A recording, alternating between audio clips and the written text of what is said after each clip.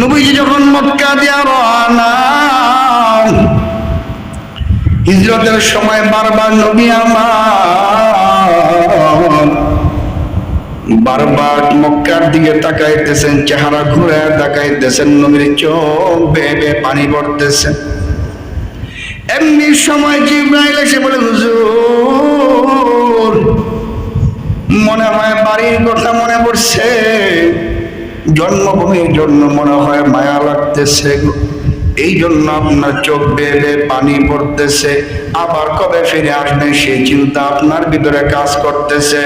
আল্লাহ রাসূল বলেন, জিবরিল জন্মভূমি ছেড়ে যায় কোনোদিন চিন্তা করি নাই আমার এই পরিস্থিতি আসবে, নিজের জন্মভূমি ছেড়ে আবার চলে যাওয়া লাগবে, কিন্তু আজকে যখন চলে যায় বড় খারাপ লাগতেছে, জন্মভূমির কথা বারবার মনে পড়তেছে।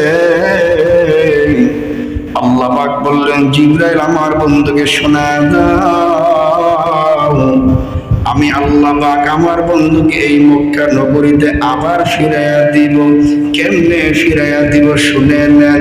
শুধু এমনি এমনি আমার নবী আসবে তা নয়, এমনি আমি আল্লাহর ঘর জিয়ারত করে আমি আল্লাহর ঘরে তাওয়াফের জন্য আসবে তা নয়।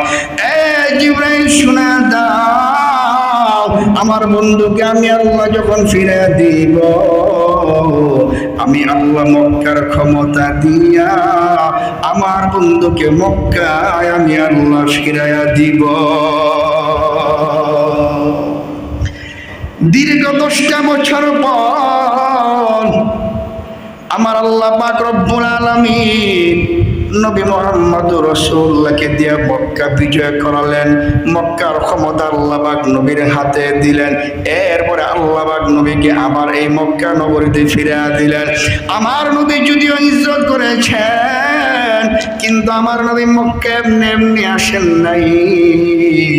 আল্লাহ পাক পরিপূর্ণ ক্ষমতা দিয়া আমার নবীকে মক্কায় ফিরিয়ে এনেছেন।